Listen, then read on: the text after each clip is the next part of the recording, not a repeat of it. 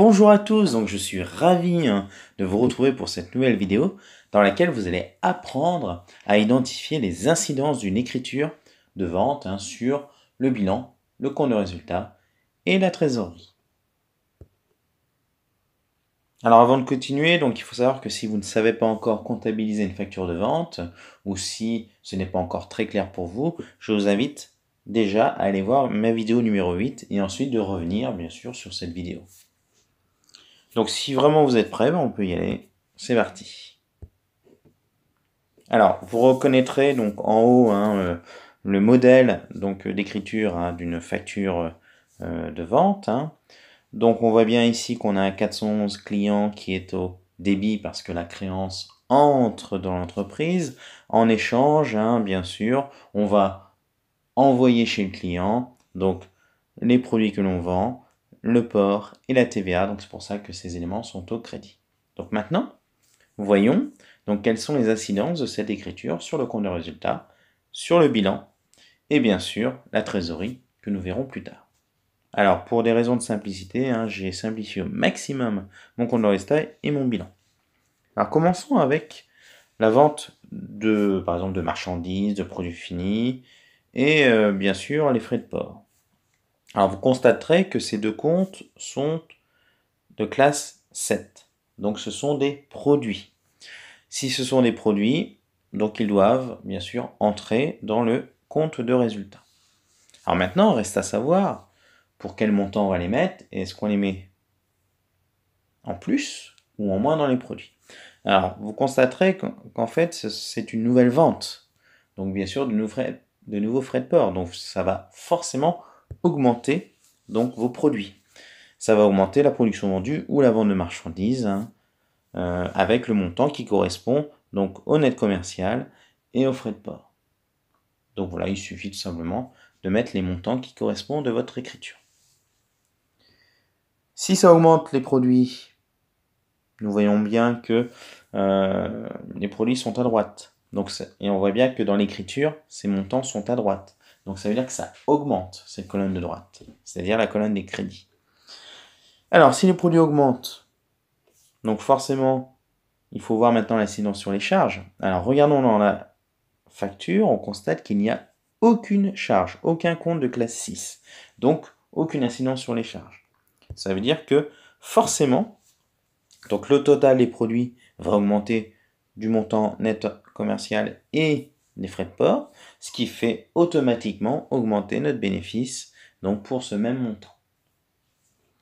Cette augmentation du bénéfice, du résultat, va forcément se répercuter dans le passif, donc dans les résultats de l'exercice. Il est logique que si le résultat augmente dans le compte de résultat, ce même résultat va aussi augmenter du même montant dans le bilan, donc au passif.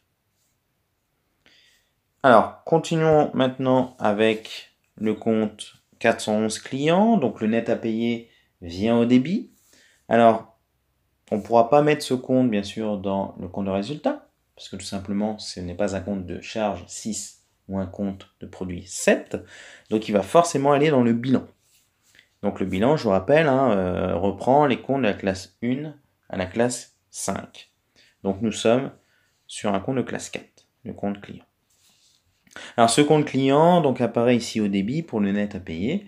Maintenant, il reste à savoir de quel côté du bilan et pour quel montant on va faire évoluer ce bilan. Alors, les clients sont un actif, c'est-à-dire un actif circulant. Donc la créance client va venir donc être augmentée du montant du net à payer. Il est logique, on voit bien ici que le client est au débit, donc ça entre dans l'entreprise, donc ça fait forcément augmenter l'actif. On voit bien qu'on a un montant net à payer à gauche de l'écriture, et donc à l'actif ça augmente aussi à gauche.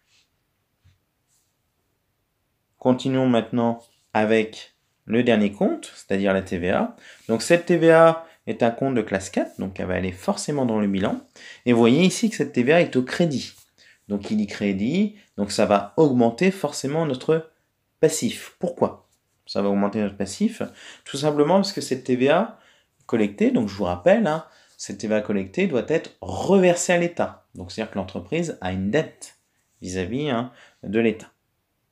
Et donc les dettes fiscales vont augmenter du montant de cette nouvelle TVA collectée.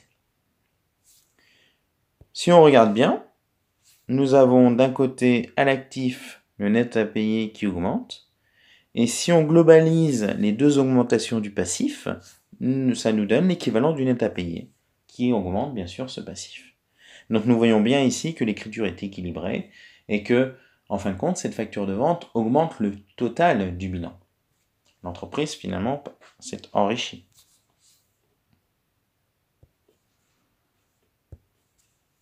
Donc vous avez ici les éléments qui montrent comment donc, cette écriture a permis de faire évoluer le compte de résultat et le bilan.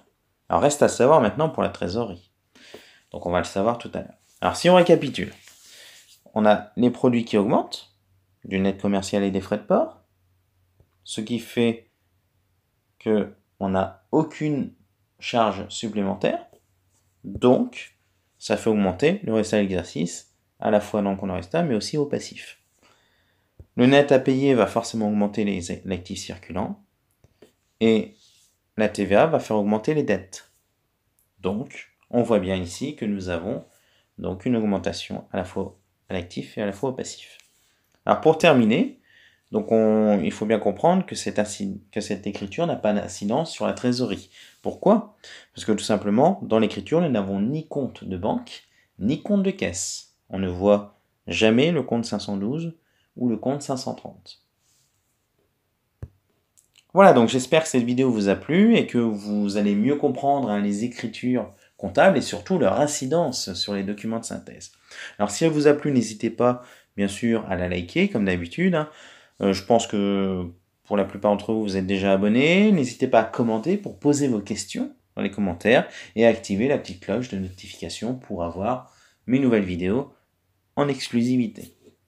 Je vous dis à très très vite pour une nouvelle vidéo, notamment qui va concerner les incidences sur l'avoir sur